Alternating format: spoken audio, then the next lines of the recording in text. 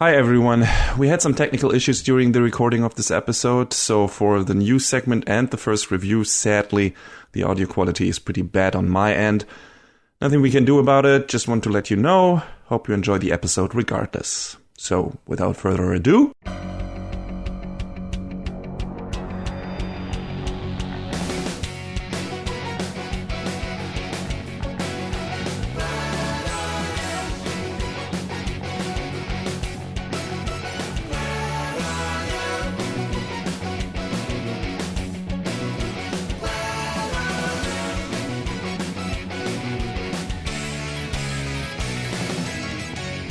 Hello and welcome to an all-new episode of Anime Brain Freeze. We are your demonic hosts.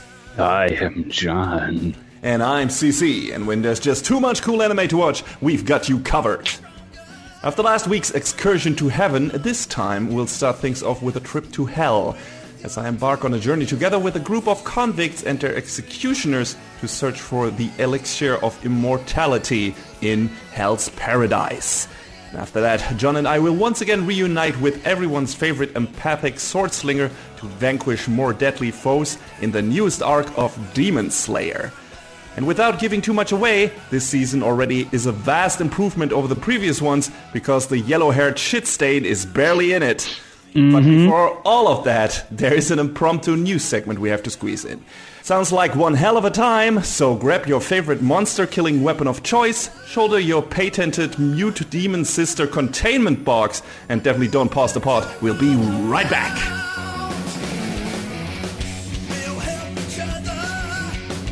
So the news broke this week, and this is, I feel, kind of important to at least touch on, that RightStuf, which is a store upon which you can buy your anime stuff.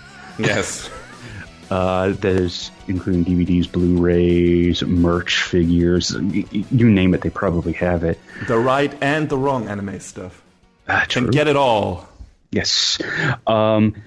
They entered like this business partnership with Crunchyroll some time back, and now that business partnership is taking it to the next step where RightStuf is getting shuttered effective October 10th, and all of their merch is getting shuffled over to Crunchyroll, and whether or not they actually decide to sell any of that stuff is one thing. Whether or not you should actually buy from them is, my issue. But it's a little concerning because, your account, I guess, will be in your history will be automatically transitioned over, but you can opt out of that. And if you have their Got Anime membership, I think it was like $10 or $15, you would pay for it for a year and you get like a percentage off everything you bought. And it basically pays for itself real quick. That's going away. And it's not carrying over to Crunchyroll Store. Instead, you get a one-time promotional discount code for 10% off. Wow. Thanks, Crunchyroll. I don't understand why the CR Store and RightStuf can't exist alongside one another. Because, come on. I mean, it's clear why they want to do it. It's Sony. It's like they want to consolidate everything. They want to be like the monopoly of anime shit in the West, I guess, or at least in the US.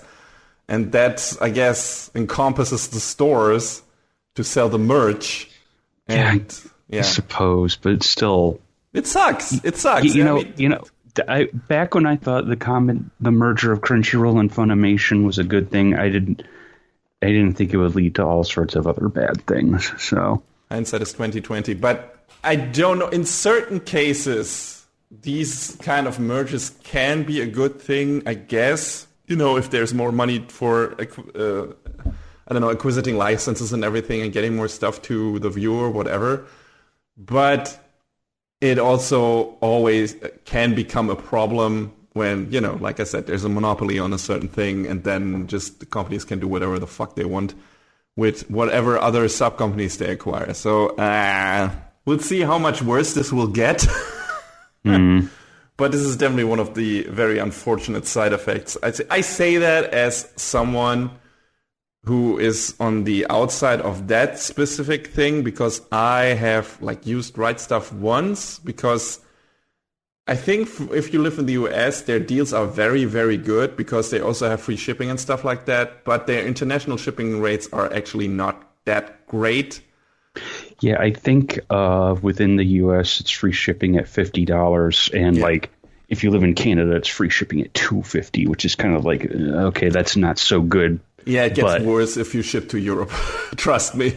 I believe it. So, and so it is better for me to ship stuff via Amazon because they have better rates than if you have an Amazon Germany account because of, I don't know how they handle it, but I compared and it's cheaper for me to order there than to order at RightStuf, which is a shame because, like I said, they have good deals and they've been around for a long time, and also they seem to be generally cool people there who are passionate about what they're doing. So it's a shame. I mean, that doesn't mean, I don't think that means that they lose their jobs, right? It sounded like the staff will be maybe moved over to Crunchyroll Store. I'm not sure.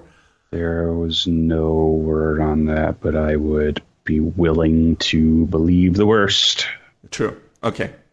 I don't know why I'm trying to be optimistic here suddenly, but yeah, you're right. It could be like that. And it's not great. A lot of people like RightStuf. I've heard about them many times and mentioned them in a favorable tone. So yeah, it's a shame. And I don't know, more of that might or might not happen, not necessarily with stores or anything, but also acquiring anime. I mean, there's already a lot of the stuff, like most of the stuff is already on Crunchyroll, so it's not like they're not already there in their monopoly situation. But there's still some stuff on Amazon, stuff on Disney Plus at this point, on Netflix, of course. So these are the big players. Maybe Amazon not so much these days, but yeah. I don't know. Maybe stuff will shift over even more to Crunchyroll in the future. Who knows? Yeah, if you have promotional discounts and whatnot you want to use, you got like 2 weeks to use them. I know I got a couple that I should burn through real quick. Yeah, get to it. There's so much anime I still want to get on a physical disc or in a physical edition, but I just don't have the money. So I don't know when I'll get to that. Definitely not before they close down. I look at my wish list and I'm like, yeah, I could buy all of this if I want to spend an entire paycheck, which I don't. At least. Like, I would like to get all of Mob. I would like to get all of JoJo's. I would eventually, if it gets a good finish, get all of Attack on Titan. So that's a lot. I would like to get Golden Kamuy. You can't find season 1 anymore, though. It's out of print. Yeah, that sucks. I mean, it might return eventually, maybe through the good people at Discotheque at some point, because although right now they're more focused on 80s, 90s stuff, I guess. But they do some. I mean, like Sonic X is not that old. So that's true. Yeah. Sudden realization when it's like almost 20 years old, but it's not 80s or 90s. Yeah, that's absolutely true. So yeah, we'll see. Maybe we'll come back to that, or that it just get a normal re-edition. Who knows? A re-release. Well, whatever. But my collecting physical anime stuff is in the far-flung future. Whenever I can afford that, aside from buying the occasional game and food, which gets like the pole position here.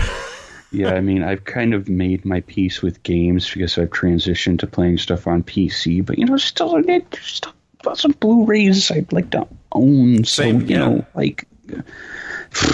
Yeah, a lot of movies that are still on my wish list as well, and yeah, we'll see when we get to it. But yeah, RightStuf, good. Sad to see them go. Yeah, sad to see them go. So, like John said, if you still have any promotional codes or whatever, and you still feel like you wanted to get that one anime that is in their library and you haven't gotten to it yet and it's still available, do it now because they're not going to be around for much longer.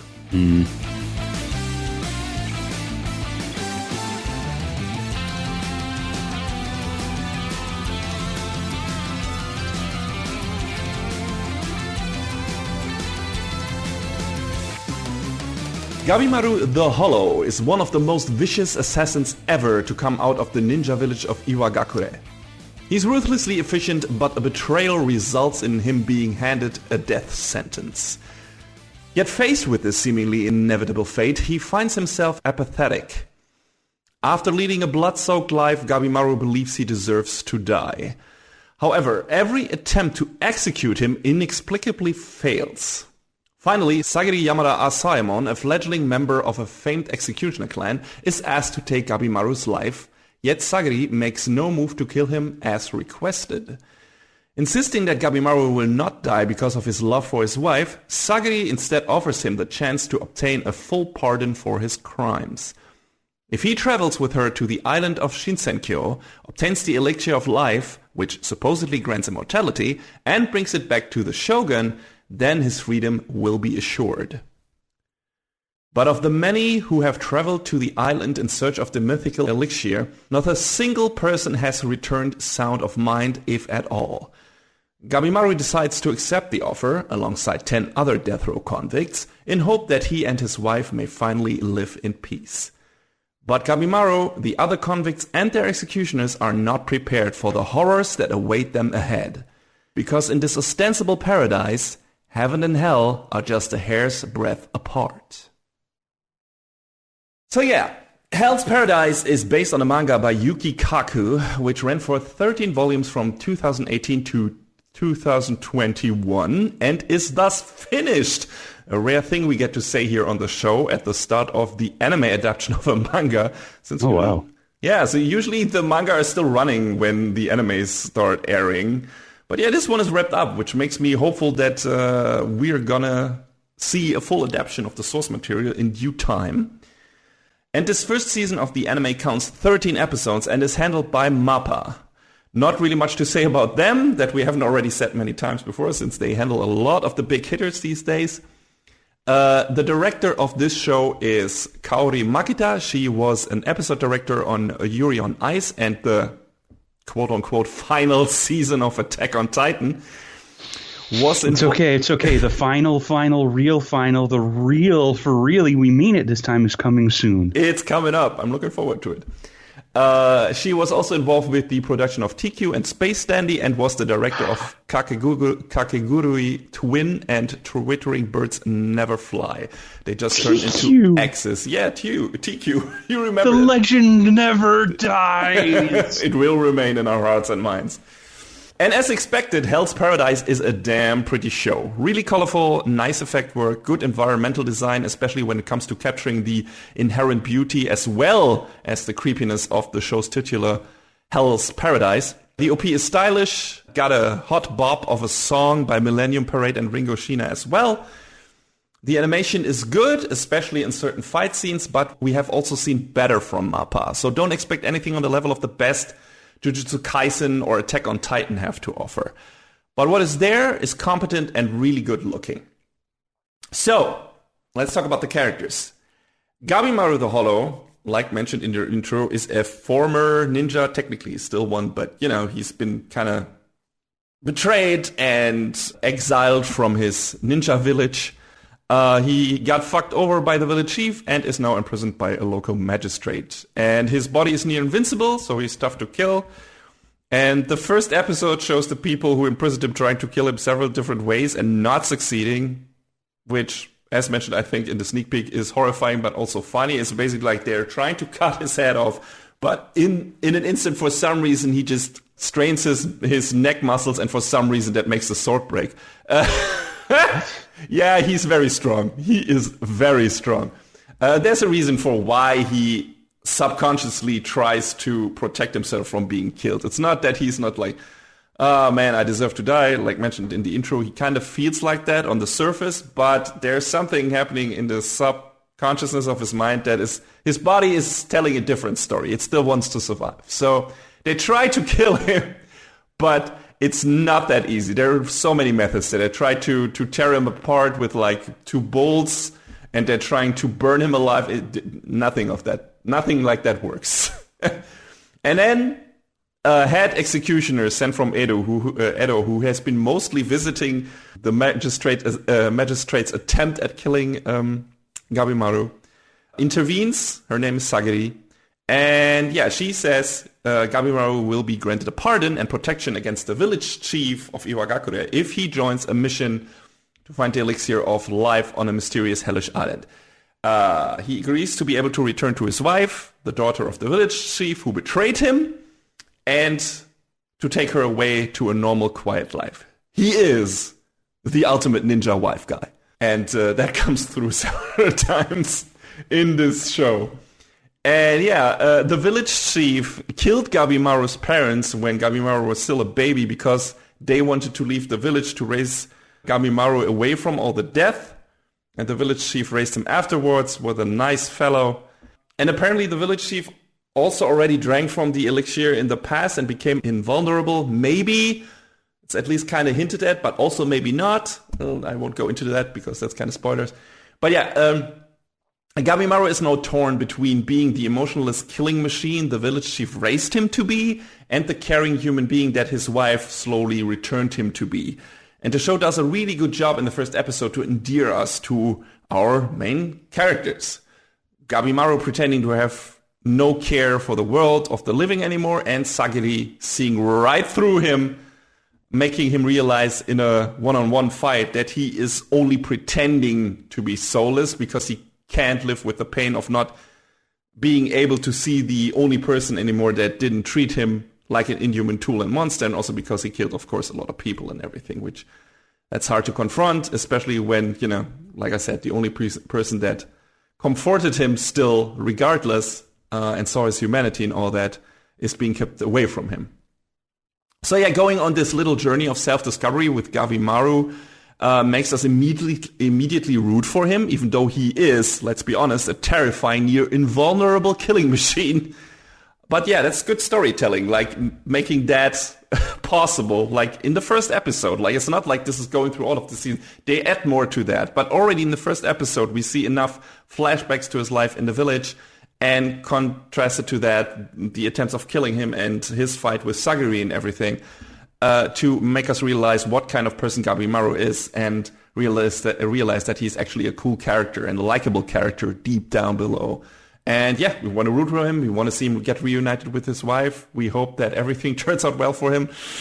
It also makes immediately crystal clear that aside from being a superb swordswoman, Sagiri has a very clever and empathic head on her shoulders. She had a very difficult childhood. She was bullied because she is the daughter of an executioner. She tries to become as skilled as her father, but she is burdened, or rather haunted, by the people she killed, so kind of like Gabimaru in that regard. The second episode gives us a good perspective on her struggle, and just like she helped Gabimaru facing his regrets and showing what he has to do to see his wife again, Gabimaru shows her that if she can't escape her life of death, it's possible for her to gain the power to shoulder the burden that comes with it instead. Because in that regard, she and Gabimaru are very similar. They have to shoulder this burden, otherwise they can't mentally handle it and survive it or stay in this profession, and they, there's no really way out for them. He also, Gabimaru also doesn't want to kill, just like her, really, if he doesn't have to. But he will definitely murder the shit out of you if you try to kill him or get in his way, which is fair, I guess. And he has the mental strength to overcome the guilt that comes with it, for now anyway. And when he's not in hyper ninja killing mode, Gabimaru acts mostly laid back and snarky, which leads to some funny and badass scenes.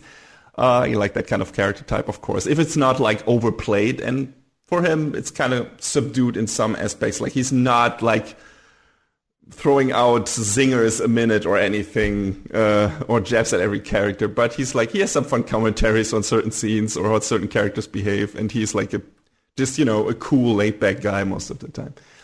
And Sagiri is ranked lowest among the Asaemon executioners, but that's mostly due to her being a bit green and a stickler for the rules. For example, she insists on Gabimaru leaving his hands tied once they arrive on the island, even though that makes it really hard for him to fight and also puts her in a lot more danger than she needs to be. And, the other reason why she is still the lowest ranked is because she's a woman, obviously, because there is, sexism afoot and everything, and she's not treated equally and objectively. Her sword skills are actually above most of the other Asaemon, but it doesn't really matter because, no woman can be head of the family, blah, blah, blah, blah, blah, all that bullshit. But yeah, that's what she has to deal with. And of course, she feels like no matter what she does, she is shunned. Like if she's just living as the daughter of the head executioner, she is shunned by outsiders. If she decides to live like a samurai of the clan, she is shunned by the other clan members. So for now, she decides she doesn't want to live as a normal woman who bears children for the clan. She wants to lead the clan as a samurai and make everyone respect her despite being a woman in a man's role. Or at least she wants to be given the time to decide what she really wants to do or to be on her own terms, which is good. Like, more power to you, Sagiri. I think that's a really valid stance to take. And yeah, it's nice to follow her journey on that path. So once Gabimaru agrees to the conditions that of the contract, him and Sagiri enter a very uneasy alliance. Like there's this point where they have already arrived on the islands, and then Gabimaru learns that the Iwagakure ninja are already on their way to interfere for one reason or another. So he plans to kill Sagiri to rid himself of unnecessary baggage that will slow him down. Because he's still partially chained to the bad influence of the village chief who taught him that emotions are a weakness. But Gabimaru can't do it because his wife has already changed him so much that he can't ignore his emotions anymore. And likewise, Sagiri doesn't kill him because she instinctively realized that he is not the cold-hearted killer he is claiming to be. And she also recognizes a strength in him and the will to regain his humanity that the village chief stole from him. A strength that, if witnessed by her, will help Sagiri to grow stronger in her own right. So they have a nice dynamic. They have like this kind of codependence that they really didn't expect to have, or that they maybe don't even really see fully, but it's like they improve each other's lives in weird ways, or they at least give each other strength because they can help each other to overcome their own weaknesses just by being around each other and witnessing what they do. So that's cool. And yeah, there are a bunch of other cool characters in this show. Like there are a bunch of other convicts and executioners that we spend time with. And one of the more fun ones is the Kunoichi female ninja Yuzuriha, who's like the seducer and also, trickster and everything. And of course, once they run into each other, she tries to get into the pants of Gabimaru, or at least try to ensnare him into her plans, her web of, I don't know, intrigue or whatever. But that man is not easily seduced because he's the ultimate ninja wife guy. And God. He's like his response to pretty much all her attempts is like, I'm married, fuck off. It's great. She doesn't give up though. So that's also fun. Like she's a lot of fun. Like one of those characters that is constantly spinning bullshit yarn, so it's hard to get a grasp on her real state of mind most of the time. But Gabimaru has a solid bullshit detector, so he knows how to deal with her. So yeah, it's fun. Like their interaction is also really fun and bantery and everything. So it's good stuff. There's also this guy called Bandit King Chobe, who is like this cool, confident powerhouse with a bit of an animalistic charm. And his brother Toma is with him. He infiltrated the executioners and now they're on the hunt for the elixir to buy Choba his freedom. And they're a fun pairing as well. Like they got a nice older brother, younger brother dynamic going on, and we see a lot of how they grew up and how they had to fight for themselves. And it's just nice to see a very healthy brother relationship in this show, a brotherly relationship in this show, where it's like, yeah, they fight for each other, they protect each other, and you realize, or pretty quickly, that they mean a lot to each other, and they've gone through a lot together. So that's really cool. Another cool character is Nurugai, who is like this kid that is haunted by unwittingly leading samurai to her village, which got everyone slaughtered, including her grandfather. And one of the Asaemon, Tenza, feels sorry for one of the Asaemon executioners. Tenza feels sorry for Nurugai and wants to help her to regain her freedom. Tenza is not the brightest bulb, But he is a genuinely good guy. And his master Shion is also pretty badass, like blind guy with daredevil powers, basically. So that's cool. And there's also this other executioner called Senta, which I suspect is the author's self-insert character, maybe. Like he's this nerd obsessed with researching religion and who wanted to draw pictures before he became an executioner. Just like, because this show is also drenched in religious philosophy and imagery and everything. And I'm like, oh, okay. We have this guy, the only guy with glasses here and everything, and who is a bit more on the thick side in the executioner's ranks, and who drew pictures, and who's also into this kind of topic when it comes to research and everything. Maybe. I don't know. I don't know what the author of this manga looks like, but I don't know. That character felt like a self-insert. Nah, it's fine. Don't worry about it. But yeah, so that's our character setup. There are a few more characters in there, some more important than others, but I don't want to go too deeply into it. But these are definitely the standouts that we spent the most time with. And yeah, so what is the actual story of this, aside from what we already talked about in the setup? So this is kind of like set up as a big mystery in a way. Like the only guy who returned from the island looks a bit like a clicker from Last of Us with flowers growing out of his parts of his head. And he seems to be like in this constant state of ecstasy or bliss, which is kind of creepy. Like he's just plant trunks or whatever growing out of his eyes, and his gaze turns skyward, and in like this constant weird smile on his face, and the small snickers, like like, you know, seem really ecstatic. Sounds like he's just vibing, man. Yeah. Absolutely, yeah, he's vibing. But nobody knows why, and yeah, that's part of the setup, where it's like, okay, what is actually going on this island? Is this related to the elixir of immortality for some reason? And yeah, so that's what we are about to find out together with these characters that are, you know, kind of forced to go on this route, because the only alternative is like, hey, you're either gonna execute it right here and now, or you have a chance to maybe survive this island experience. And yeah, so it's, of course, most of them take the other route, because, you know, it's not like they have much of a choice. And after being forced to thin out their ranks, you know, these 10 convicts, which Gabimaru is part of, are left to go to the island. And each of them gets assigned a watchdog executioner, and if they try to run or their monitor executioner gets killed, they will be beheaded. Speaking of beheaded, there are a lot of decapitations in this show.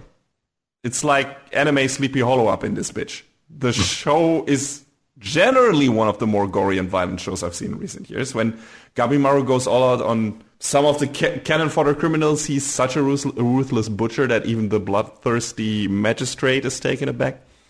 Or shogun, I don't know what that guy is. But yeah, some fights in this show are absolutely rad. Gabimaru can also do fire ninjutsu, which is neat. A lot of battles are one-on-one, but there are also several team battles with 2-on-1, 2-on-2, or 3-on-1 setups. The 3-on-1 battle in the last couple of episodes of the show is particularly cool. I'm a sucker for good team battles with nice tag moves and co-op attacks, etc. And I feel like we don't get that much in anime, at least not in a good way. And this show definitely has that. So I appreciated that a lot. And yeah, that's kind of what happens up to in the first 2 episodes. And then in episode 3, there are some big upsets already, with a bunch of characters suddenly dying that you didn't necessarily expect to. And it turns out that like I said, that the ninjas from Iwagakure are on their way for a yet unknown reason. Also, the Asaemon executioners are engaged in their own little power struggle, because apparently whoever of them excels on this mission might become the new head of their clan. So everyone's got a stake here. The convicts, because they want to get their freedom. The executioners, because they want to become the head of the Asaemon clan. And they are only here, the executioners are only there to technically watch the criminals and not to interfere, but they also follow their own goals and rules. That means they might watch while the criminals kill each other, or they might fight themselves. after all. So it's pretty much up to each of them how they handle this. Not everyone is like doing really the same thing here. And yeah, what they encounter on these islands are some fucked up creatures. There's some really weird creature designs in the show, like centipedes with fingers coming out of their mouths, butterflies with human heads, walking fish with 6 arms. I don't like this. There's some really good creature horror goodness. Also some weird like creatures that have some kind of religious iconography going on. Maybe the monsters spout stuff like murder is sin and even insects are alive. Don't harm them, while trying to kill every human in sight. So it's definitely weird. There are Buddhist and Taoist statues mixed together on the island, which is also weird. And yeah, so it's all about what is actually going on here. And, you know, we're trying to find out together with these characters. And after a couple of episodes, the ostensible masters of the islands reveal themselves, the Tensen. They look like humans, but are these kind of plant creatures who seem to be able to infinitely regenerate. They are also love to switch between female and male bodies, and they punish trespassers and turn them into flowers that generate elixir or tan, as they call it. Maybe meaning life essence, I guess, I don't know. Which guarantees them eternal life on this island. And as I expected, getting turned into a freaky flower is like being in a state of constant bliss. Probably like being on really strong drugs, high as a kite until you're completely dead. There are probably worse fates, I guess, or worse ways to go, but still, maybe try to avoid that. I don't think that's my choice. Yeah, I don't know about you guys. I guess not you either. Yeah, not necessarily, no. But yeah, there are quite a lot of character deaths this season, especially characters you don't expect to go so quickly, but that's also a bit to its detriment, because with some of those, we don't really spend enough time with the characters to really care once they like leave the scene, leave the stage. And it's like, okay, that character's gone now. But, you know, of course, there are also some in there where you're like, oh, fuck, really? I expect there to be more of those in the coming seasons as well, once they've, like, thinned out the ranks and you only are left with characters that you've spent enough time with and that you care for. And in the last third, and from here on out, it becomes more of a straightforward shonen show, because aside from the mystery surrounding the creator of this island, the path forward is pretty clear. We have a group of antagonists to fight, who all have superpowers, and who stand in the way of our gang to get the elixir. So that's what's gonna be going down for a while, I guess. Not that I mind, but I expected this to stay more of a what other horrors and mysteries does this place have to offer story, before becoming the samurai/ninja shonen du jour. But yeah, despite it becoming very shonen-y, it still has some neat idiosyncrasies, though. For example, in the last third-ish of the season, they introduced the concept of Tao, which is this show's version of chakra, nen, chi, the forest, you name it. But it has some special characteristics in terms of how it works and how you can strengthen it that makes its integration in the show kind of unique when compared to some of the other versions of this battle mechanic. It doesn't get as complex as in Hunter x Hunter, where they spent like 1 or 2 whole episodes on explaining Nen to you. God. But Togashi is also insane when it comes to that kind of stuff, so I didn't expect that from this show. And what they do with Tao is still pretty cool and feels fresh enough to stand on its own. For example, to properly sense and use it, you have to be aware of and accept your strong and weak aspects. Also, you can become a stronger Tao user by circulating the yin and yang between two people. I'm sure you get the picture. There is a last-minute reveal in the final episode that puts a big twist on Gabimaru's origin story, which of course I won't give away here. But it's definitely interesting, to say the least. Sadly, it also introduces an amnesia plot device, which I'm absolutely never a fan of. So let's hope that doesn't stay around for longer than 1 episode of the next core. But yeah, if you want to watch the show, you can do that on Amazon, Crunchyroll, Netflix, or Hikari TV, depending on your country of residence. And yeah, I like this first season a lot. And I'm looking forward to the next one, which has already been announced. Cool characters, a neat mystery, some really kick-ass fights, and it's a really good-looking show. I will definitely travel to this hellish paradise once more, so feel free to join me in the not-too-distant future. I doubt you'll regret it.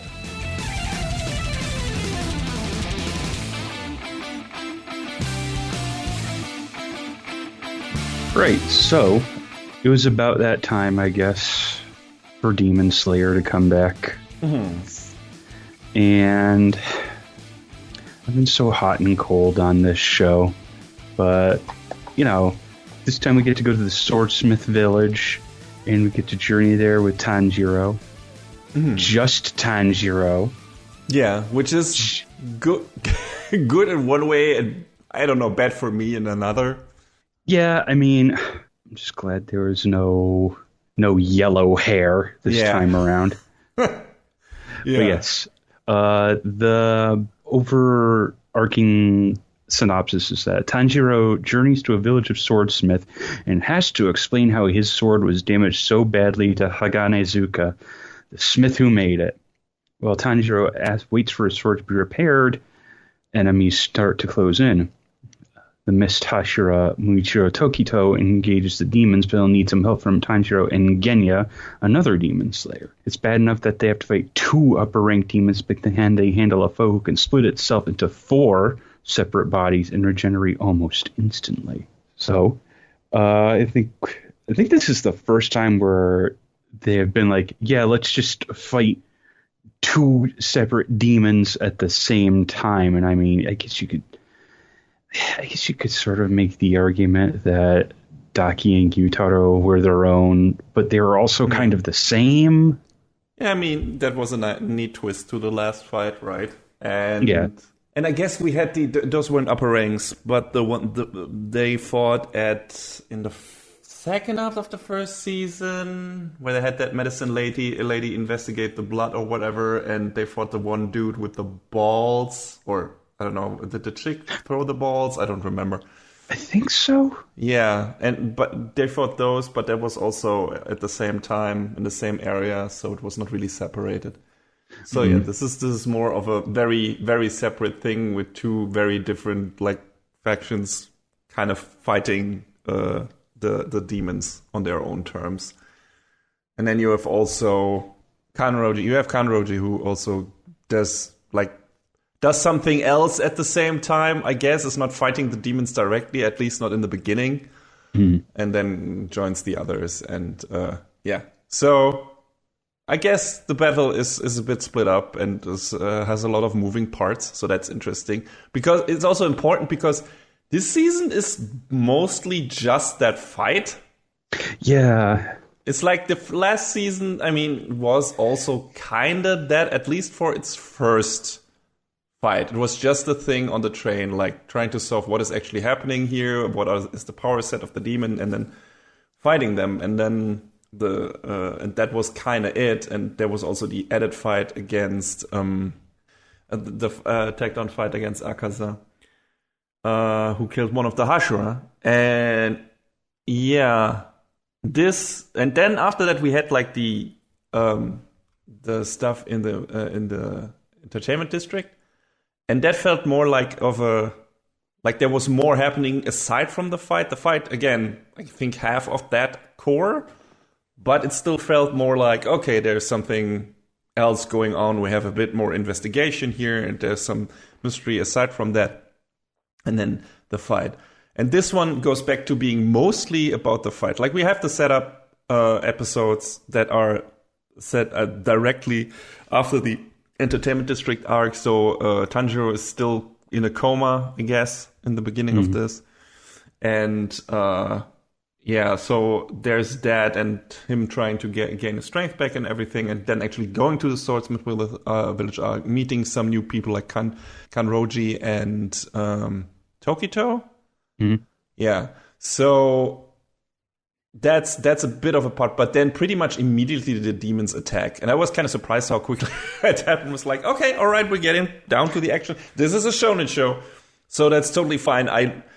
I like them not wasting any time. I don't know how you felt about it. Like, I felt like this core this season had a very brisk pace, and I was like, I kind of never get really the feeling in Demon Slayer. Maybe it sometimes feels like if we dwell too much on the shit with Zenitsu's shenanigans and everything, that it's drawing stuff out that I don't want. But this, especially because he was not around in this, like, except for one, like, small blink it and you miss it scene. Same to say for Inosuke, really. But since it was just focused on Tanjiro this time, and I guess on his sister to an extent, but not much, as usual. And Genya as well. Yeah. So there was that, but from our main crew, it was just that, and it was just accompanying him on his journey. And it felt more focused, I guess, and streamlined, and had a very nice brisk pace to it. How did you feel about it? Yeah, I mean, I feel like they kind of got in, told the story that they wanted to in the 11 episodes they had, and they just got right back out. I mean, honestly, I feel like up to this is only the third season, and we've been through 1, 2, 3, 4, 5, 6, 7, 8, 9 named arcs. So, I mean, the first 2 seasons were double course. This one was only 1. It's true. So that's a bit of a difference. So I guess the first 2 seasons covered a bit more ground. But yeah, it's true. It's true. We went through a lot of shit, and this one went to a specific arc. The next one is going to be one specific arc, assuming from the name, because it says Hashira training arc. So. Yeah, because it looks like it's basically 2 more, and the final arc is kind of like broken down into 2 different parts. So, okay, so I assume we're going to have like 2 more, maybe separate cores with the training arc and whatever comes after that, and then maybe another 2-core season being the finale. Seems reasonable, maybe? Maybe. I just know what the names of the arcs are. I don't know the details. Yeah, but they could make it like that. They could also, try to make the finale one big movie again, or a special like they're doing with Attack on Titan right now. I mean, it's not MAPPA doing the show, this UFO table, but still. But I mean, the manga also ran, compared to others, a relatively short time, only a little over 4 years. So yeah, it's surprising that, like, considering how big it was, although I don't know if it only became really big once the anime started, and then it was already like going towards the finale of the story, and not sure. I mean, okay, the manga ended in May 2020 and the anime started April 2019, so it started pretty late, honestly. Yeah, which was probably to its benefit, to be honest. Yes. That's what I mean. Like, doesn't mean that they won't artificially extend the story sometimes, but apparently in this case they didn't, and I really appreciate that. Because I think, say about how Attack on Titan continued, the way Attack on Titan continued its story, but for all intents and purposes, I think that show was supposed to end at the part where...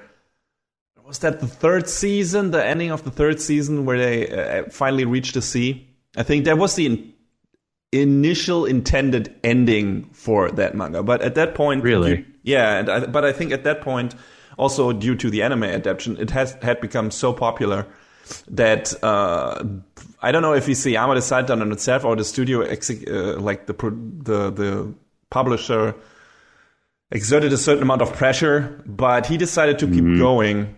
And I wouldn't say it was to the detriment of Attack on Titan, considering what came after that and how interesting I thought what we had in the final season. Final season. I don't mind him continuing it. I was like, okay, he had actually something interesting to go with the show. I think it becomes problematic if the show overstays or the manga overstays its welcome beyond its initial intended told story. I feel like that probably happens to a lot of shonen series, or some of them anyway. Like, maybe Bleach didn't need to go as long as it did, and maybe Naruto did overstay its welcome. Well, Naruto also fell victim to a lot of filler too. In the anime, true. anyway. In the anime, yeah, but also in the manga. If you consider that what the anime adapted, the way that story continues, like at a certain point, every villain is kind of an iteration of the previous one. It's kind of pretty much the same villain over and over again with different motivations here and there, slightly different origin stories, but it's kind of the same thing and again, like a villain part of this circle of violence and being forced into this, like, standing up for whatever their village or their part of a certain village or their heritage, I don't know. And then being forced into this kind of war setting and then doing it over. And it's fine. It's an okay setup for a villain. But doing that over and over again with Pain, with Obito, with what's the head of the Uchiha, the old guy. Oh, jeez. Yeah. You're asking me. I only know from you played the video games. I don't remember. Yeah. I forgot his name, but everyone who watched Naruto probably will yelling at the speaker right now. I forgot his name, but they're doing that over and over again, like from the kind of starting with Sasuke's brother's story, and then it's the iteration. So it feels like the story doesn't really have anything interesting more to say. And then instead of ending that on one of the more interesting variations of that, they ended on like a nothing villain in the form of Kaguya, which was like, what the fuck is this even? Did you know your chakra came from the moon? Yeah. And they picked up on that again, apparently in Boruto, and kept on running with it. So, and again, her story was also similar to that, but it just was weaker than Obito's and was weaker than whatever they did with Madara. All of that was much more interesting than her. So that's one of those cases where it's like, yeah, at some point you were telling the same story over and over again. You could have ended this much sooner and much more interesting. So not that it's not saying that some of those later stories didn't have their high points, but it's like, it still felt like overextending shit unnecessarily. And I didn't... There's also a whole lot of Naruto being like, wow, you were just like me. If I made the wrong decision, it's like, oh my God. Yeah. That also happens like 3 times. 3? Or 4 times, 5 times with every one of those. Yeah. It's funny. At some point, it becomes really, really funny. I mean, they also already had this kind of mirroring thing with him and Sasuke going on from the beginning, so that would have been enough. But then comes Pain, then comes Obito, then comes Madara. And it's like, you're always showing this again and again and again. And I get the intent behind it to a certain extent. It's like, hey, this is this deep-rooted conflict that has started at a certain point and nobody really knows why this is happening anymore, but it just keeps on going, and that's a valid thing. And telling that through the ages and like seeing how history repeats itself again and again, and more people are affected and just won't die down. It's an interesting concept and thing, but it's just like, if you tell that in a brisk version, that might make it more valuable. But if you extend that to like a 500, 600 thing, it's like, And One Piece runs super long as well, but it always tells different stories. It's not always about the world government doing shit and fucking things up. That's in there often enough, truly. But each of their arcs is like a very different thing and a very different flavor. Add to that, it's always set in a very different country and everything. So that keeps it more interesting, in my opinion. And yeah, Naruto didn't do that. All that to say is, Demon Slayer doesn't do this because it stays very brisk most of the time when Zenitsu is not involved, and you got to keep railing on him. Nobody else does. For sure, for good reason. I mean, I kind of feel like a lot of the arcs now have been in service of letting us get to know the Hashira more than anything else. Yes, absolutely. It's like they set up most of the stuff that was interesting to, I guess, Tanjiro, to Zenitsu, if there is anything, to Inosuke was told when they got introduced. And then it was like, hey, here are these bunch of elite fighters who all seemed like jackasses in the beginning. And then you get to know them and you're like, oh no, they're actually decent people deep down. They just have a fucked up past or whatever. Or maybe they weren't bad to begin with. They just came across that because they were introduced in a way where it's like, you sympathize with Tanjiro, you sympathize to an extent with Nezuko, not necessarily because of her being a good, well-developed character, but because she is Tanjiro's sister and you like him and you are on board with his mission to save her, and you know that she means a lot to him. And then those people are like, oh, she's a demon, so we have to kill her, and are very have this fanatical attitude about it, and are just very kind of blind-ish going around, and you're like, wow, you're just all assholes. And then, once we get introduced to those people, we learn why they are this way. And that's like, okay, all right, I guess we get to understand them. They're not these one-sided things. Doesn't mean we have to sympathize with them afterwards, but we do with most of them. And so far, anyway, we'll see if there's still one where we're like, okay, we don't. I don't like that guy still. So far, all of them, my initial impression on them, which was pretty grave in the first season, if you remember that review.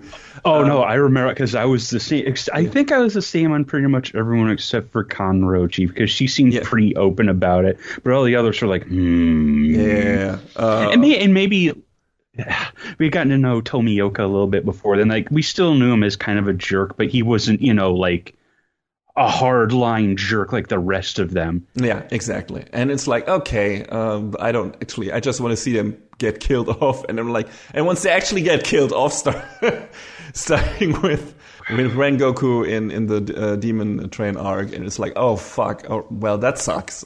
Because he's actually a super cool character.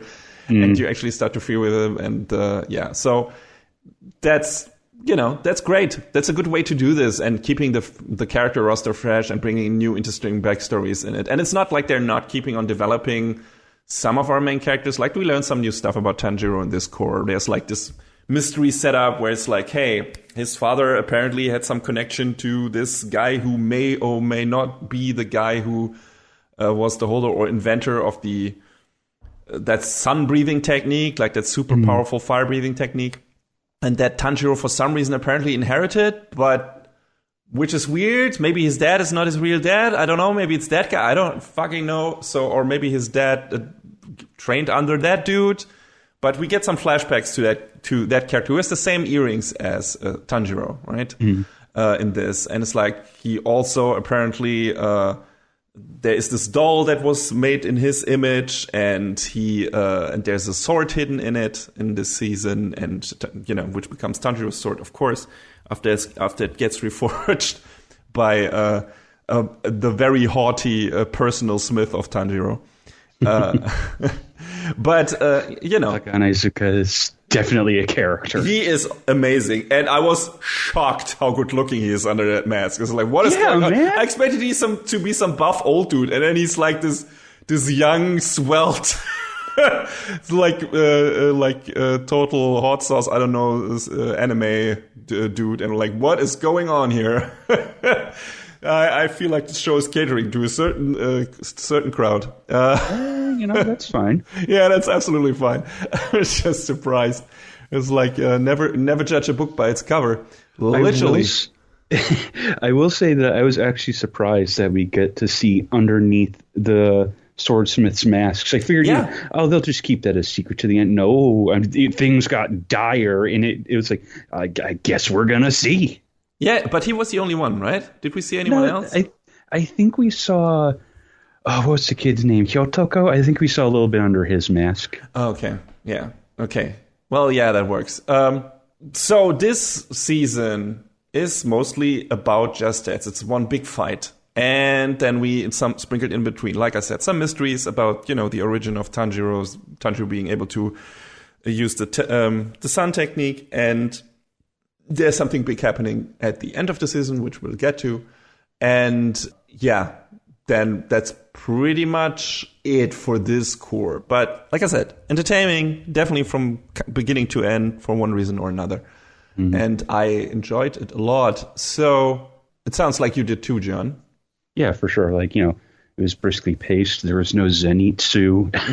Always Tokito and Kanroji. They had really kind of surprisingly interesting pasts and motivations. Zenitsu wasn't there.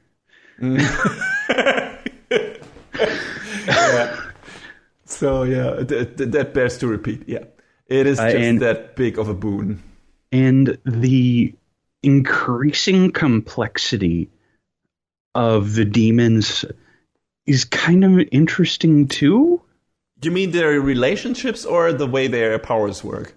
Both, honestly. Okay, yeah, that stood out to me. Like, that's actually how this season starts off. It's like the first thing we actually see is a look into a conversation between the different demons and how they will proceed. Because the gang killed an upper rank for the first time in 100 years, and that obviously must bring a change to the status quo, which the head honcho, our favorite ultra monster, Muzan, is not a fan of in general. Like he likes for things to stay eternal and the same. He's not too fazed by Gyotaro losing, right? But it's still like, something is up, and he's like, I have a certain time schedule for this mission that I'm on, and this is kind of putting a dent in that, and I don't like this. And I'm angry at all my subordinates for this. So yeah, that's kind of. It's not like he's this buffoonish guy who just knocks his people over the head, but you feel like everyone is super scared of him. Like everyone is respectful of him. I guess one of them, who is like this playful guy who we're probably gonna fight next. I forgot his name, but I think ranked wise. Oh no, he's ranked above Akaza, right? He's ranked second, and Akaza's ranked third. You mean Doma, I think? Yeah. So he seems to always be like, very playful. So I don't know how he would actually feel if he had to encounter, or if he went against Muzan's wishes and had to fear some serious repercussions. Maybe it would be playful about that too. Who knows? But everyone else is like very serious, especially Akaza, who's like, seems like this big ball of anger just in general towards the other demons. Like none of these people like each other. Like everyone hates each other's guts, kinda. Even some of them hide it behind either supreme sternness or playfulness. But it's like you get a feeling this is not a honky-dory community. No. Of like flower demons or something like that, and it's fun to see that. It's also like a great display of the visual prowess of this show. Like the way we get when we open the show and get a look into the Infinite Castle, or what it's called, the home of basically everyone with like this different separate dimension where they can basically teleport to and converse. It's like, yeah, this is how you do CG in anime. Yeah, that opening shot was insane. I still, thinking about it even now, months later, I can't get over that. Yeah, it's great. Like, Ufotable really has this down. Like, they're the kings of merging CG and traditional animation. Orange are the kings of doing CG-only anime. And even though they sometimes have some hand-animated stuff sprinkled in between there, but they're mostly just CG, and they're great at that. But Ufotable are the absolute masters of mixing that shit in a way that you barely notice. Mostly because they concentrate the CG on the environments, but sometimes they also make the models CG if it benefits like the actual fight choreography and shit like that, and action choreography in general, and shot composition and whatever. If they want to have some cool tracking shots in there, and it makes sense to do some more with the CG aside from the environments. They've gotten so good at this. I mean, granted, aside from the Fate stuff, this is probably the most high-profile show. I don't know what's bigger these days. I haven't checked out the new Fate movie, so I can assume there might still be a step above this. But if you told me it might be the other way, I wouldn't doubt it, because like this stuff is like, especially the opening of this, is just so movie quality thing. Like it's not. You're like, this is a TV show. You're fucking kidding me. This can't be. It looks so good. It's ridiculous. So yeah, we have like the demons talking and Muzan is still on the hunt for this, what it called, some moonlight spider lily, I don't fucking know, this weird flower that is supposed to grant him, I think, immortality or something. I think it actually is supposed to make him into a daywalker, like borrowing from Blade. I think he's supposed to be able to resist sunlight if he finds the one thing that he's looking for, like that one flower that ostensibly, according to legend, gives him the ability to walk in the sun. Well, because demons are more like vampires in this, I guess. The sun is their biggest weakness. So this would grant him the ability to fight in the day, if I'm not mistaken. So that's what he's looking for. That makes him truly invulnerable and kind of super vampire, immortal, whatever. And that's what he's looking for. And the Hashira risk his research, basically, or a risk to his research. So that's why he employs his demons to actually fight them and so on. And so I don't even remember why they sent two of the operangs to the village. Is it just to take out Tanjiro, or were they searching for something else in the village? I don't remember. I don't remember explicitly, but you could if it's not to take out Tanjiro directly, it's just to destroy the source of that which can harm them. Yeah, I think they know that Hashira are there, and they're supposed to take out the Hashira. I think that's it. Mm-hmm. I think that's where they're sending them, because they want to thin out their ranks, and then they want to make sure that that his plan is not like Muzan's plan is not endangered or whatever. Something like that. It doesn't really matter. It's like they end up there for one reason or another, and then they fight the Hashira and Tanjiro. So that's how it is. And that's kind of how this progresses. Like we got these two weird demons, Yoko and Hatengu, and which specific power sets, which we'll go into later, and they get sent to the village. And Tanjiro goes to the village at the same time, because he broke his sword in the last fight and needs a new one. And that's kind of it. And not every smith out there can create swords that can withstand the battles that Hashira must fight, and thus Tanjiro must fight. So that's where he has to go, in this very secret village. Like, he has to go through this ridiculous system of being carried by a bunch of different people on their backs, and his eyes being covered and stuff like that, until he finally reaches the village. And then it's this very peaceful little town, and then he meets one of the or two of the Hashira. First, Kanroji, and she's just the bubbly, well-natured, very funny, very entertaining, lovely girl. And she immediately takes to Nezuko and everything, and she's good times. The other one, Tokito, not so much in the beginning anyway. Like, he is still in the mode where it's like, I don't like that guy in the beginning, where it's like being a real piece of shit to that one young smith, Kotetsu. He just wants to have the key to the mechanical training doll from him. But that doll is very dear to Kotetsu, and he knows if Tokito fights it, he will probably destroy it and everything. So, but Tokito doesn't care, and he also smacks him around a bit and everything. So he's being an ass, selfish ass.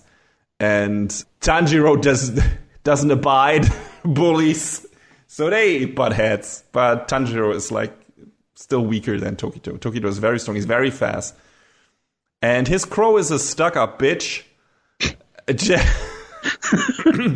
You're not wrong. She absolutely is. He's not in this too much, so it's also not that big of a problem. But Kotetsu is great, though. Like, here, train with my doll so you can beat that little shit Tokito up. Fuck yeah. And his training is harsh but effective. So it really levels up Tanjiro in a way. And he manages to destroy the doll with the permission of Kotetsu. Because they become friends pretty quickly. And then they discover this really old sword, and which seems to be from the creator of the sun breathing technique. We have to assume, who lived 300 years ago, apparently. So how old was he when he met Tanjiro's dad? I don't. But he don't worry about it. Yeah, I guess we will get filled in on that, if he was also maybe a demon or not, or whatever that means. Or if there was another reason why he got so old. But yeah, so there's still some mystery surrounding that guy and the actual origin of the sun-breathing technique and everything. So I assume that will be elaborated on in a future course and season. So that's interesting enough. It's like, so far we didn't really like have to care. It was more like, hey, here's this technique that Tanjiro can do. And we assumed it was because of his father, might or might not have been a Hashira or anything, but maybe he wasn't, maybe that guy was, and he trained other. We'll see. It's still it's still up in the air. It's like, okay, it's an interesting little mystery sprinkled in here, but it's cool. And yeah, so then he gets the sword, but it's rusty, and Tanjiro is so sad about it. Like, that made me laugh out loud. It's like he's so happy to find the sword, and then he takes it out of the scabbard, and it's rusty, and he's just like so crestfallen. Rusty doesn't begin to describe it. It's super old, but and you know, it was a battle-worn sword, so there was a lot of blood on it, probably, and stuff like that. So, but Haganezuka is like, he's basically grabbing the sword and it's like, I'm gonna fix that up. Don't resist or whatever. So I guess they let him do it. And he is very intent on doing that, even if later one of the demons tries to interfere. And then another character is thrown in the mix, who is Genya, who we have met before in the exam arc thingy, where they have to like go up the mountain or whatever it was called, whatever it was. I think he was part of that. And him and Tanjiro already had like this little kerfuffle, I think, and Tanjiro punched him in the face. If I'm not mistaken, I don't remember. It's been a while since season 1, but they had a little falling out, whatever thing, and they're not on friendly terms really. But Tanjiro wants to be his friend really badly. He even kept the tooth that that he punched out of Genya's mouth, I think. God, it was really like, all right. Tanjiro tries to make, I guess, amends and tries to become friends with him, but it takes a while. Let's say that, and it's not like there's a lot of character building going on between them before the actual big fight happens. But yeah, the few bits we have between them is kind of funny. But yeah, then the fight starts. The demons attack, and from that moment on, it's pretty much just a big battle. And the most interesting about that are, of course, the fight itself and I guess the different abilities of the two demons. Like we have Hantengu, who is like the 4th upper rank, and he is this like weird small guy. In the beginning, like, what can he do? But once his head gets cut off, he splits into like more fully developed versions of himself every time. Mm-hmm. Not only that, but the more bodies he is split into, the stronger he gets. And also each body has a different power set and character traits based on a key emotion. Hate, joy, sorrow, and pleasure, I think. Not indefinitely, though. 4 strong ones is the maximum, apparently. And then there's, of course, a twist to that as well. And that was pretty interesting. I liked the fight against him in general. It was more a standout, I guess, than the other one. And it was the bigger one of the two, because you have more people, like multiple people going against him. Against the other one, it's like Gyoko, it's just Tokito basically fighting him, really. So I don't know, which of the two fights did you like more, John? I think I like them for different reasons, because the fight against Gyoko gave Tokito, the background that he kind of needed about him. Mm-hmm. But Hantengu's is definitely a lot more interesting from the actual fight, because there's more going on with the splitting and the which one is the real one. Whoa. Yeah. And there's like, so this should work if we kill everything, but also, suddenly there's a new version of this, but is that the real version we got? Really? So there are a lot of twists and turns to that. While with Gyoko's fight is interesting in so much that he can create all kinds of fucked up things from his vases, like monsters or weird death collages of victims. And he can also teleport between different vases. And of course, he has also a second form or whatever. So that's pretty cool. And yeah, we get interesting background stories of Tokito too. But also we get that in the Hatengu fight for Genya. So yeah, I feel like considering how this was set up, I don't know. I maybe expected the Gyoko posing more of a threat. Yeah. But he really wasn't. Like, for a minute there, like he puts Tokito in this weird water bubble, and it seems like, oh, Tokito will drown in this.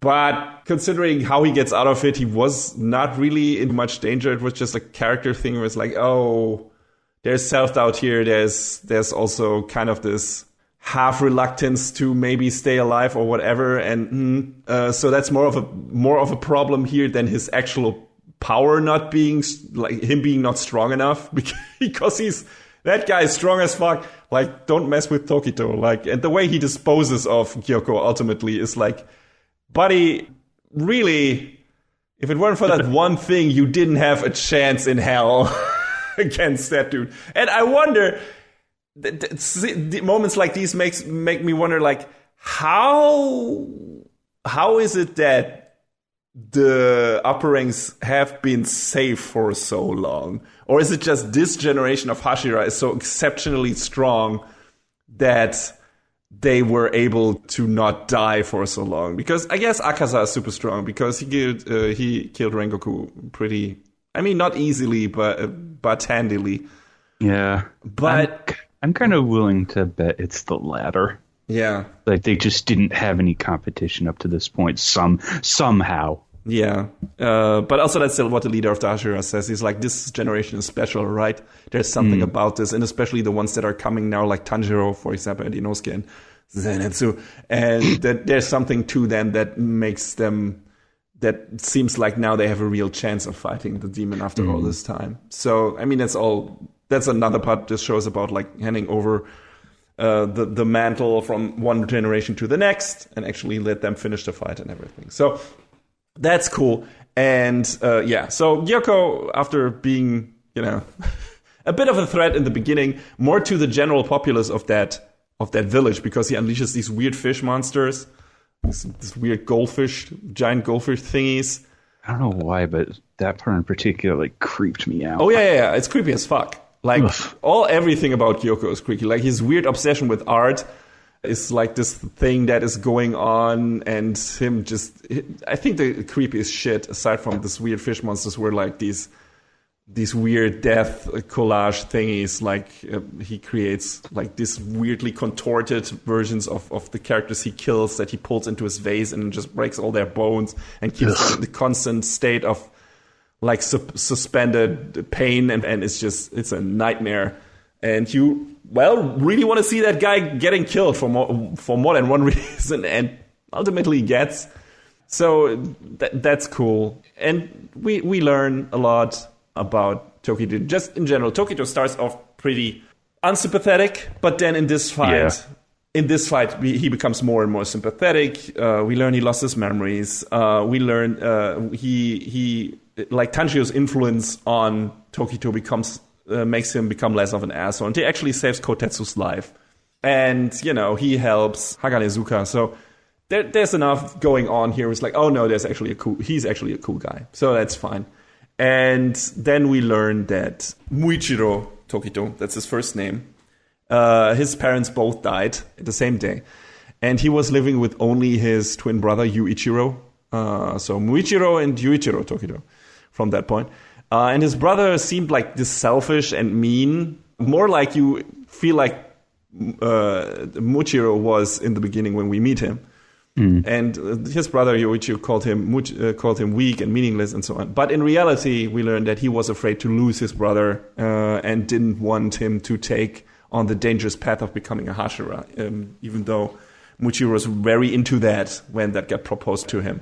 And by the end of the story, it turns out that the Mu in Muichiro doesn't mean meaningless, but infinite. And that is like kind of like this key point of where he actually breaks out of his prison. That is like his journey, where it's like he was from the beginning, and because he lost his memory and everything, and because he had this horrible trauma in his past, he felt like his life was meaningless. And, once he has this revelation of confronting that and everything, and seeing what Kotetsu does, and what Haganezuka does and everything, he comes to a realization that his life is not meaningless, or remembers that that is actually what his brother said to him. And that's a cool moment. I really like that. And it is followed up by just him kicking Gyoko's ass up and down the street. Like, I did not like him in the beginning, like I said, because he came across like an elitist, indifferent prick. But by the end of the season, he has become one of my favorite characters in the show. Like, the banter in his battle against Gyoko is really good because he states all his insults so matter-of-factly, which really gets under Gyoko's scales. Super good. Yeah, you love to see it. And his final Trunks as dismemberment of the demon is badass as hell. Like, the merc with a mouth and the skills to back it up. So he got really good by the end. He just climbed up the ranks of my favorite characters in this show. And in the beginning, I was like, well, fuck this asshole. And then by the end, I was like, yeah, you go, boy. So that's what you want to see. That's what you want to see with your characters. And like, they surprise them and they're like, no, actually, this will become one of your favorite characters. And like, oh, well, yeah, it looks like it, like he did. I don't know how you felt about that. Yeah, for sure. Like, when he just, like you said, started mouthing off to Gyoko, it's like, oh, this is it. This was worth it. Yeah. In the beginning, when he does that to Tanjiro, like he being so matter-of-factly and indifferent, it's like, God, fuck you. And then once he turns that around and he's so fucking smug, his insults are just so good.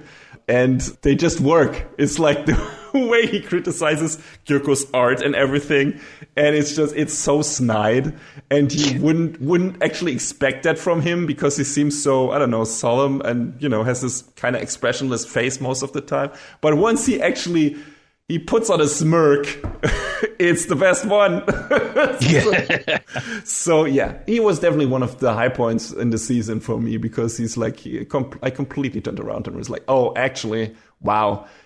In the beginning, I was like, oh, hopefully he gets killed by the demon. And then by the end, I was like, oh, shit, I hope he doesn't die. And I hope he doesn't die in the future, wherever this battle might take him. But yeah, he survives. So that I was very glad about that. And surprised how many people survived in this arc, actually. So Hagane survives too. I think pretty much everyone did. Yeah, I mean, there's some villagers of the Swordsmith who definitely die. I mean, of the main characters, yeah. Yes, of the named characters. Yeah. And we get to probably the most important one that looks like for a while like she won't survive, but she does at the end of this review.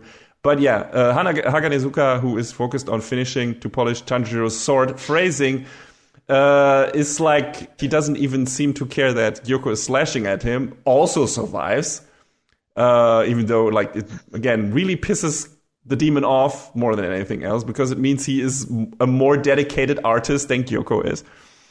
And yeah, like you said, we actually get Haganezuka's face because Gyoko destroys his mask. So that was also a cool moment. And also something like that motivates Tokito and everything. So that was the best part of the fight. Not necessarily the fight itself. It was cool as hell, like I said, especially the end of it. But it's not like it has super interesting stages going on or anything. It's more about the character development in the background. And that really works in this fight. And of course, the presentation is as gorgeous as ever. Like in this entirety of the core, but also in the fights, you have like these pristine environments. You have a good mix of CG and traditional animation, especially in the fight scenes. Some of the climax moments, for example, when Tanjiro cuts off the heads of 3 of the demons at the same time, or Tokito does a high-speed slash attack against Gyoko's octopus arms, are breathtaking. Well, and everything Kanroji does, obviously. So, because she has like this whip sword thing going on, it's like, all right, just go ham, girl. This is, I can watch an hour of this at least. So cool. It's so fucking cool.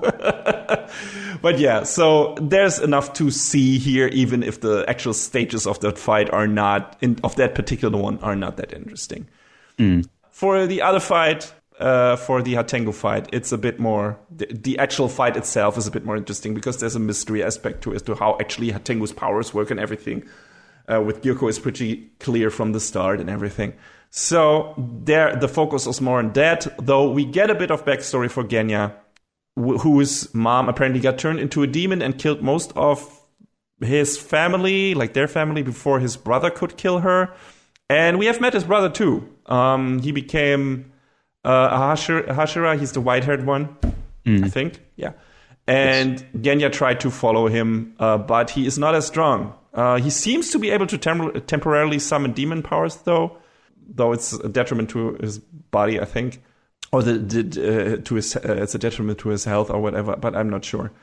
But again, I think there's this like correlation with Togito's story, where I bet his brother only told him to leave the court to protect him. So we'll see if that holds true probably in the future.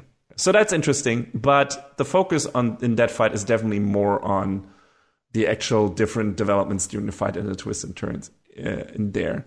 And then we have, like I said, Kanroji's thing going on the side, where she, in the beginning, mostly fights back the monsters that Gyoko unleashes on the village and takes out all of them, saves the village elder and everything. But we also learn her backstory, which has a nice be yourself message to it.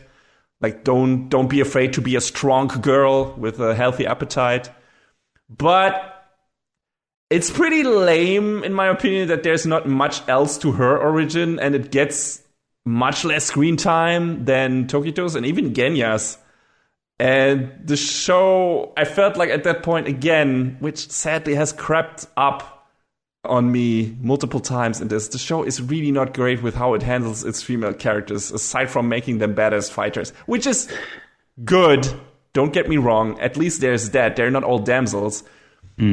But so I guess that's better than nothing. But it's like, really, that's the story you go with for her? It's like all of the origin stories so far of the Hashira had a kind of gravitas to it. And hers, aside from it being a nice motivational thing and, like I said, a good positive message, which is also a nice thing. I guess not everyone needs a tragic backstory, right? But it also doesn't feel like it has as much substance to it. So it's like, okay, everyone is in this for different reasons, and so is she, so that's fine. But also you could have maybe gave that specific one to one of the guys and maybe give her one of the more meaty backstories. But then maybe it wouldn't have fit her character type or the way she behaves now. I don't know. There was probably another way to do this, but it was like, it's not a big thing. It's a nitpick on my end, but it's, again, and also, considering what they have done with Nezuko up to this point, it's like, I don't know. I feel like the guys get the better character treatment in this. I don't know how you felt about this, John. Yeah, I mean, yeah, you're not wrong. Like I still like her. Don't get me wrong. No, she's great. No, nothing against her character itself. It's like, I feel like they could have done a little bit more. Yeah, somehow. Exactly. They could have done a bit more. It's like you put so much effort, quote unquote, into a lot of the other Hashira ones, and for her, it's just like, hey, it's nice if you're not the slimmest girl in town and you like to eat a lot. If it's okay if you go against the norm, lady. And it's like, oh, all right. Okay, that's great. That's a good message, but also, I feel like you could have maybe done more with her. And again, like I said, she gets the least screen time in terms of origin story out of all of the ones that we're getting in this season. It's like, yes, it's just at least a bit of a, I don't know, bad aftertaste. That's all. And comparing to, I don't know which female character so far got the best of development. I think it was that Poison Girl.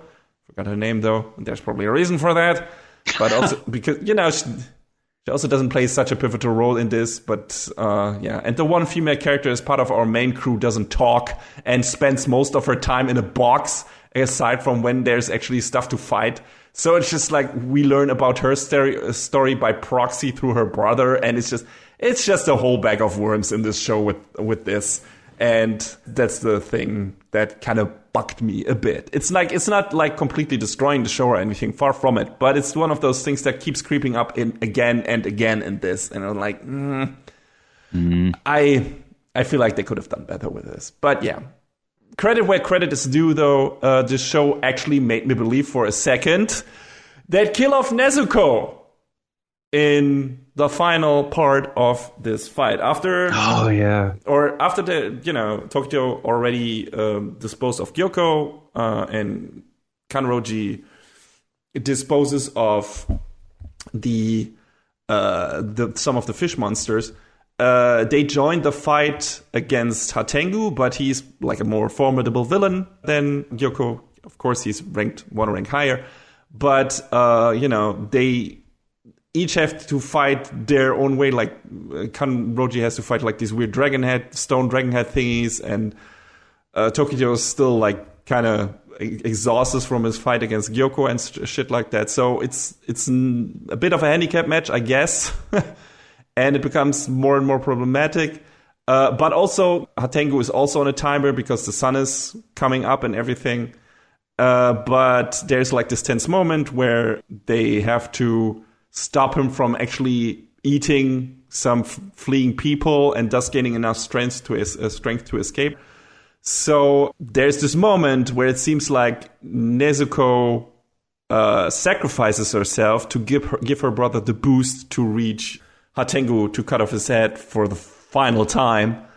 And it seems like, Tanjiro has to make this decision. Like if I do this, my sister will probably die. But if I don't do this, more people will get killed, and also that demon might escape, and I will have forsaken my mission. So he has this really hard decision to make, and Nezuko takes it kind of out of his hands by just throwing herself in the sun and throwing, or in the light, out of the shadow, and throwing him in the direction of Hatengu to give him the final boost. And the way this was staged, I don't know about you, John. I usually don't easily fall for this, but they made such an effort of like this. Moments running before like Tanjiro's eyes, like how he remembers his sister and everything. And it's like, it feels like in a lot of anime, the way this is staged, this is the moment before one of the characters dies. And it's like, they go so ham with that. And it's like, oh, really? What? Are they going to do this? Is this how, holy shit, they're actually going to kill her off?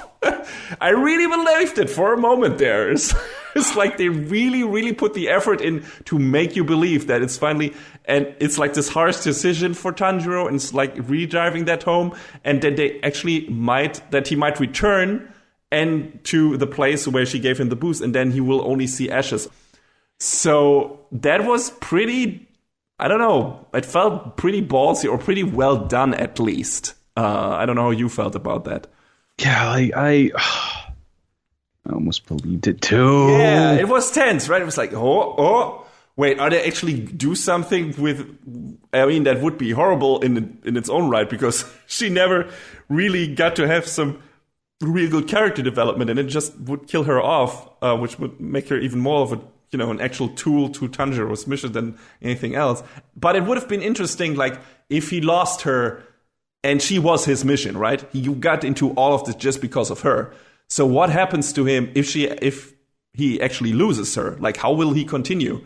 Like, will that completely demolish his motivation, or is he just gonna go full revenge ham against Muzan, which is not his character? Like, Tanjiro is too empathetic for that. So that would have been super interesting. But also, you kind of don't want to see that happen to him even more so than it to happen to Nezuko, because he's like the main character, and we have actually, got to learn him a lot and learn to care for him a lot. So it was like, oh fuck, don't do that to him. That's horrible. So I was really on the edge of my seat in that moment, because I believed they might actually kill her off. So I like that. I like that the show actually made me feel worried there for a second. Same. But apparently she is sunproof now for some reason.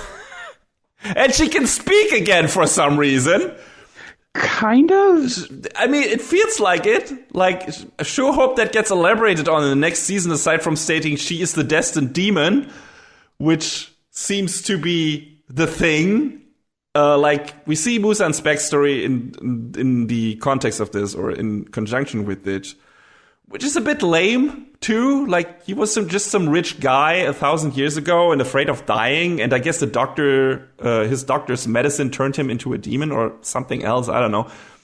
Since then, he was trying to find a way to make him sunproof, which is actually the only reason he created other demons, to find the ingredients necessary for his spider lily medicine thing. But now he doesn't need that anymore, since he can just consume Nezuko to gain her new Daywalker powers. And with that, I'm kind of scared for the finale of this show a bit, because I guess now they have laid out the groundwork for that. So Nezuko will probably go from being this mute fighter with not much of a character aside from I will protect my brother and I have strong bonds with my brother, to being kidnapped by Muzan and being a damsel in distress. And then our three main guys have to get her from the Infinite Castle or whatever and save her, and that's going to be the rest of the story. And if they actually do that, it's... I hope this will not be it. Yeah. I mean, he will probably, instruct his remaining upper ranks to kidnap her now. I doubt he will go to her himself. And then Tanjiro, like I said, and Zenitsu and Inosuke probably have to find her and save her. And that would be a bit of a shame. At least she had the fighting thing going for her up till now. She's a kick-ass fighter. And if now that she can talk, if they now she has a chance to become an actual character that can voice her own opinions and have her own development and her own mission and whatever. And if they take that away from her by making her a goddamn damsel now, I'm gonna be a bit angry. Let's just say it that. I'm not saying it's gonna happen, and I'm not saying it needs to be like the absolute show killer or anything, because they might still do some interesting with her interaction with Muzan or anything. But if that's the way you're going with this, I'm like, really, guys? Really? That's what you do with this character? All right, that's lazy as fuck, but we'll see. I don't know, John, how would you feel about this if this is the route they're taking, or can you see a different way this will go? I guess it depends on how it's played. Obviously, magically, Nezuko is a lot more important now. Mm-hmm. So that will definitely be key, but yeah, they could go in different directions with this, and I really don't know. What to think about that. I mean, maybe they will... I mean, they're still on a search for Muzan anyway, right? So it's not like this will not end up in them fighting him. The question is, do they put a timer on this where it's like, oh, now he has Nezuko and they have to really hurry up with this shit because otherwise he will kill her. It's possible that could be part of it. Maybe not the whole thing. Yeah. Or like I said, maybe he will just go with his other demon forces. They will just all start to invade the Hashira grounds, where it's going to be like this big battle royale thing. And his mission in that is to actually try to get a hold of Nezuko and then just eat her. But I feel like he is not... That's not him. He lets others do the work for him. Yeah, for sure. He's a very passive guy, right? He's more focused on... or at least he was that until this point because he was focused on his research. Maybe now that he has a clear goal and he knows that he just needs Nezuko to consume her, he will start to become a more active character. That would be interesting. But I still get the feeling he would send out his demons to do his dirty work. That would kind of be an interesting way to spin it, because... I think it was a video, maybe it was Eye Patch Wolf as well, but there's a Totally Not Mark video where he was talking about how villains act, heroes react. This would kind of be a neat way to spin this on its head. Mm-hmm. Yeah, could be. We'll see. I don't know. Maybe they also, he tries once sending the demons, then they fail and get killed, and then the gang decides, okay, now we're going to go after Muzan before... tries this shit again. I don't know. We'll see. I still have my suspicions it's going to go the way that I anticipate. He's going to send the demons, they kill probably one or two of them, and one of them gets away with Nezuko and then brings her back to Muzan, and then we're going to have the final fight in the Infinite Castle between our gang and Muzan. Probably him, the first rank is probably still there, which is going to be the other fight. I'm very sure we're going to have at least... either a tag team fight in the next arc, or the one after that was Akaza and the guy he hates more than anyone else. Forgot his name again, the playful guy. Or he's going to come first and they fight him alone. Because he's, we still don't know what his deal is exactly. He seems to be in some kind of political position, or is some rich dude, whatever. But yeah, it's interesting to see that and how many demons they waste, quote unquote, or use in one specific in the next specific core, if at all, or if it's just a training arc, like it says in the title, and there's not actual a fight against the demons. Who knows? We'll see. But yeah, I like this season a lot. Probably, hard to say. John, what is this your favorite so far of all the seasons that we got? Hard to say. I really like the Demon Train arc, I guess. Yeah. It was really cool and emotional, a lot of power. I mean, there's a reason they also made this into a movie. I mean, I like the Entertainment District arc a lot too. Like, Zenitsu or not, these were good arcs.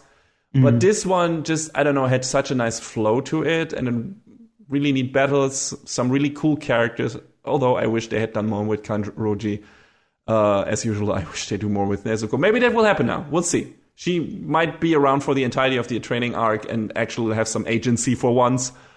So that would be cool. Her and now that she can walk in the sun, her screen time there's no reason for her screen time to be so fucking limited. And if she actually can talk full sentences now, that again, please let her interact with the characters. I mean, Zenitsu will be all over her more than before, probably, unless he doesn't like his women talking. Which wouldn't surprise me. Oh my god. Mm-hmm. So we'll see. That will be really interesting. I can see her having some interesting interactions with Inosuke, actually, because he's so brash and everything is always trying to harp on being better than her brother, and she's so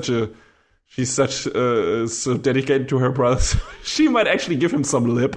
So that might be cool. Like, we'll see. Maybe that will happen. I would really welcome that. I want her to become more of an actual part of that group. Like, have her be an actual character. That is my biggest wish for the coming season, now that they have given us this kind of setup. And don't immediately take her out of the story again and out of that out of those possible interactions with Aang. Again, that would be just a waste. That would be so shitty. But yeah, I really like this season. Like I said, I don't know about you in terms of compared to the other ones. So this was really strong. I mean, the first season was also pretty strong. But I think this and the first core of the second season are probably my favorites so far. I think so. Yeah. I really liked this one a lot, but I did really like the Demon Train as well. I think this Demon Train and the Entertainment District are probably the top three for me. I haven't really given enough thought as to what order they'd be in, but I can imagine I don't know. I mean, the Demon Train arc is more interesting because of Rengoku's story and, figuring out what the demon does. I think you had some whole hang-ups on the way the backstory of Gyotaro worked in the second scene, where it was like, hey, dark mirror of whatever, and you were like sick, you were sick of that because you have seen it so many times, and that's understandable. Yeah, there was a little bit of that too. So, but aside from that, it was an entertaining arc. So I don't know. I that didn't bother me too much, but I would probably still rank it below those two. Because like I said, in this arc, I was just there from beginning to end. Mostly probably because Zenitsu wasn't around. So, but like I said, same though. Yeah, absolutely same. And the problem is, he will probably be around the next arc again. So, but Inosuke will probably be too. So that's good. You know what? Maybe, fingers crossed. Maybe he's mellowed out between then and now. I doubt it, but maybe. As soon as he lays his eyes on Nezuko and realizes that she can now spend time with him in the sun, and I feel like there will be even more of his thing going on. But I've heard some things that might be interesting. At least he will have a couple of cool, more kick-ass fights, like with his flash powers, whatever. I mean, he has had cool scenes. It's just him. Yeah. The way he is, it's just annoying as fuck. So we'll hope we get more time with Tanjiro and the other characters. And we still have enough Hashira that we haven't been acquainted with yet properly. So one of those will probably be the main character in the next core. And then we'll see how many more will join the battle against, the final battle against Muzan in the last couple of arcs. So yeah, I'm looking forward to this. Like, this is a very Demon Slayer has always been very solid shonen show, a bit standard in parts, a bit quote-unquote problematic when it comes to how it puts some characters before others when it comes to actually developing them, but still having some really interesting characters, and there's some cool character origin stories, and a really empathetic main character who's has a bit of a different flavor to him compared to a lot of our standard, either super, dark, introverted, I hate the world shonen main characters, like Eren, for example, or the brash, loud, hot-blooded, fiery shonen characters, like, I guess, Naruto, for example, or someone else. I always like that about the show. I like Tanjiro a lot. I think he's just a cool main character. And, of course, the best thing about this is the presentation. Like, there's no way around it. Like, there's still shows where, like, they're maybe doing something more interesting with the visuals, but in terms of pure quality, in terms of actually, like, consistency in quality, this is the show to watch on a big TV screen. Like, if you want to showcase anime as being something that looks cool, I think there's no way past Demon Slayer. Like, that's on the list. It's like, hey, if you want to showcase cool fights, if you want to showcase cool fucking action scenes and nice environmental shots and everything, sharp character designs and all that shit, that's one of those shows. Like, if you want to want to have shit be a bit more experimental, you go with Mob Psycho 100, for example. And if you want things to be maybe a bit more gigantic, spectacle, maybe you go with some parts of Attack on Titan. I don't know. There are variations to this and what kind of presentation works for you and everything. But in terms of pure one-on-one or sometimes multiple people on one combat, classic shonen combat stuff, Demon Slayer is definitely up there. And that continues to be the case with this season, definitely. So, yeah. I really liked it. John, it seems you liked it too. Yeah, I thought this season was really, really good, and it had some great action set pieces and moments between the characters. And this, in spite of my earlier misgivings, I'm glad I stuck around at least to this point.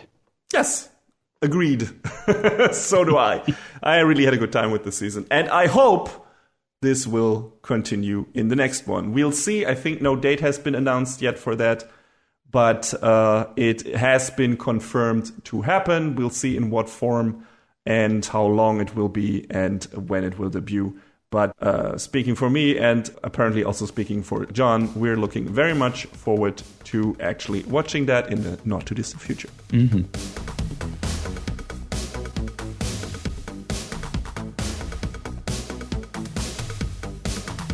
And that is a wrap on the 147th episode of Anime Brain Freeze. All the music in this podcast is from the Double Dragon Neon soundtrack by the amazing Jake Kaufman. Please go to virt.bandcamp.com and check out his awesome work. Our show is available on most of the popular podcast services, but it's always worth visiting animebrainfreeze.com for our review index and more. Leave us comments and questions on YouTube, follow us on Twitter at AnyBrainFreeze, or send an email to animebrainfreeze@gmail.com. We would love to read your feedback. Thanks for tuning in. We hope you had a good time, and please join us again on our next episode. Macht's gut. So long, everybody. Next time on Anime Brain Freeze. We set sail on rarely traveled waters, the Sea of Life action. And the chilling adventures of Suletta continue.